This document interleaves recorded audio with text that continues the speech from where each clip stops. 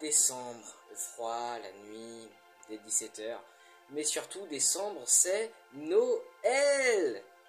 L'euphorie dans les magasins, la course aux jouets, les illuminations, les marchés de Noël, les films de Noël, la course... on connaît déjà la fin, mais on les regarde quand même. Le chocolat chaud au coin du feu pour ceux qui ont une cheminée. Les repas de famille qui n'en terminent pas.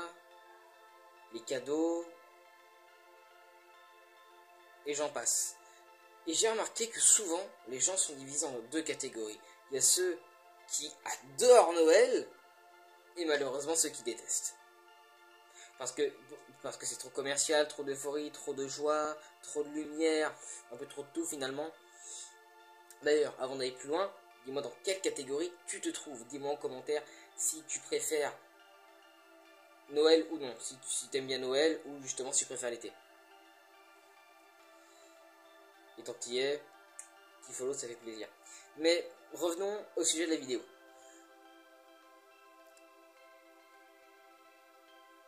Il y a de nouvelles catégories de personnes qu'on retrouve uniquement dans le monde chrétien. Ceux qui disent et qui affirment qu'un chrétien ne peut pas fêter Noël du tout.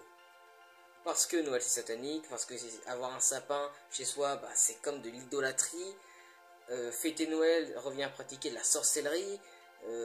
La Bible ne dit pas qu'il faut fêter Noël, et encore moins, et encore dans tout un tas de raisons. Un chrétien peut-il fêter Noël? C'est la question que je vais répondre aujourd'hui. C'est une question qui fait toujours débat sur les réseaux. J'avoue, j'en ai un peu marre de voir toujours les gens dire n'importe quoi, alors je préfère répondre à la question en vidéo.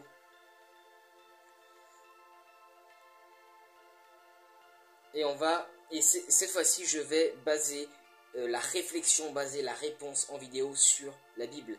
Je vais prendre bibliquement, selon la Bible, est-ce qu'un chrétien peut-il fêter Noël, oui ou non?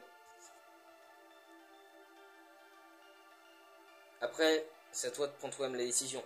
Il y en a qui ne fêtent pas Noël. Même des gens qui ne croient pas en Dieu ne fêtent pas Noël pour telle raison. Mais après, je te laisse choisir selon mes explications. Et tu pourras appliquer ça dans bien d'autres domaines.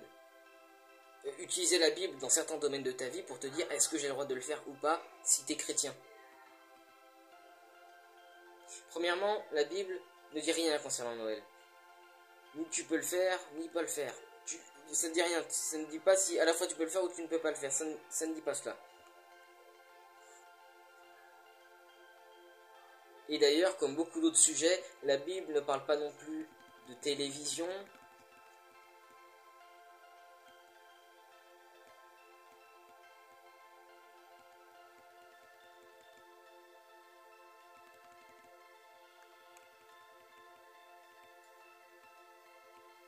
Voilà, la Bible ne parle pas non plus de la télévision, du cinéma, des jeux vidéo,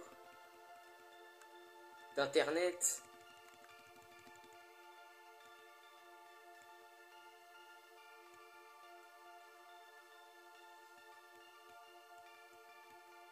Et j'en passe. Alors, comment on fait pour savoir si on peut faire quelque chose que la Bible ne mentionne pas? Eh bien, je vais te répondre. Dans Romains, chapitre 14, justement, Paul raconte dans cette lettre, l'épître aux Romains, du coup, dans le chapitre 14 de la lettre aux Romains, Paul nous dit, en ce qui concerne la viande sacrifiée aux idoles, par exemple, il dit,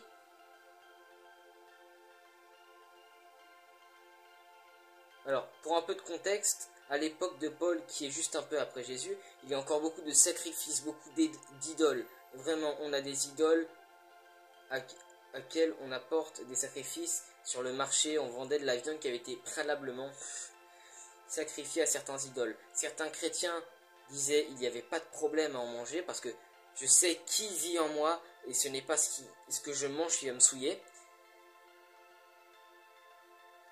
C'est Jésus qui vit en moi, c'est pas une viande sacrifiée aux idoles qui va me rendre impur, parce que comme Jésus le disait, ce n'est pas ce qui entre dans la bouche de l'homme qui le rend impur, c'est ce qui en sort, c'est les mauvais désirs de son cœur qui le rend impur et non ce qu'il mange, parce que les animaux ont été créés par Dieu. Mais voilà, ça va pas me rendre impur. et d'autres venaient, mais pour d'autres personnes qui venaient de se convertir, qui avaient vécu dans le monde de l'idolâtrie, pour eux, manger de cette viande-là, c'était comme retourner à leur vie passée, c'était comme retourner à l'idolâtrie, et à nouveau faire communion avec des idoles qu'ils adoraient avant, et des mauvais souvenirs, c'est pas bien. Et avant, il y avait donc deux camps, ceux qui disaient qu'il n'y avait aucun problème de manger, parce que c'est Jésus qui a dans...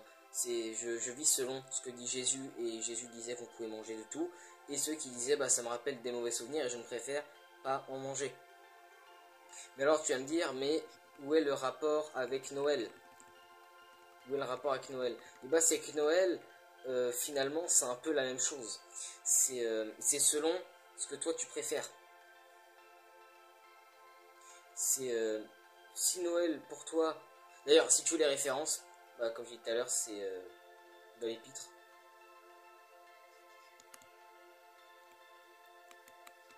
Voilà. Voilà.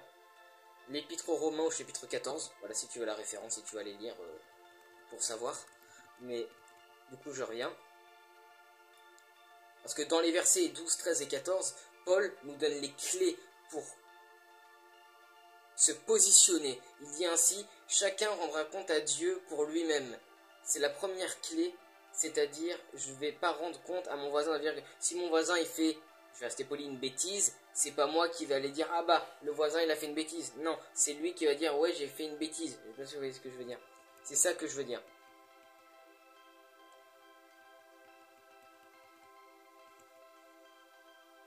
Et je vais rendre des comptes à Dieu de mes propres actions, d'accord? Donc ce que je fais, ça n'engage que moi, ça n'engage personne d'autre.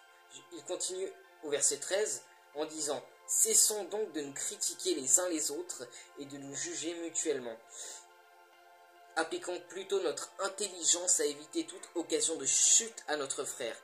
Prenons garde afin de ne pas être un piège pour lui, qui le plonge dans le désarroi, un obstacle sur lequel il risque de buter. » Ça découle bizarrement du verset 12. Si je dois rendre des comptes à Dieu et si c'est à Dieu et Dieu seul que je dois rendre des comptes sur mon comportement et sur mon attitude, bah j'ai pas à juger l'autre. C'est parce que Dieu dit qu'il doit juger, parce que Dieu qui doit juger l'autre, c'est pas moi qui dois juger l'autre de son comportement.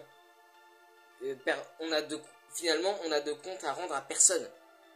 Si mon voisin il fait une bêtise, j'ai pas à lui rendre de compte. Il a pas à me rendre des comptes, et si moi je fais une erreur, j'ai pas à rendre de compte à mon voisin. On a des comptes à rendre uniquement à Dieu.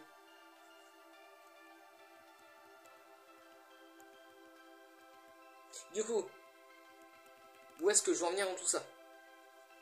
Là où je veux en venir, c'est fais comme tu le sens. Si Noël, si t'aimes bien Noël, fête Noël, va voir ta famille, tes amis si t'en as. Mangez bien, offrez-vous des cadeaux, tout genre de choses.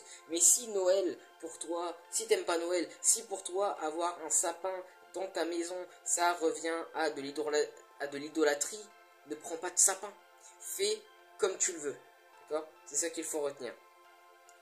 Et tu peux appliquer le même principe dans d'autres sujets de la vie chrétienne de manière générale. Il y a souvent des débats, ce qu'on peut faire ou pas, comme certains, le tatouage. Moi, et comme d'autres personnes, on est favorable à dire oui, un chrétien peut se tatouer, ça dépend. Le message du tatouage, certaines personnes disent non. Le tatouage était marqué dans Lévitique qu'un homme ne devait pas se tatouer. Donc ça dépend de la vision des gens et de la conviction personnelle de la personne. Il y a des sujets de la Bible ne parlent pas. Et ça parle des tatouages, mais il y a des sujets dans la Bible ne parlent pas. C'est une histoire de conviction. Et voilà, c'est selon ce que chacun pense et veut. Si tu as des questions, dis-les moi dans les commentaires. Et joyeux Noël!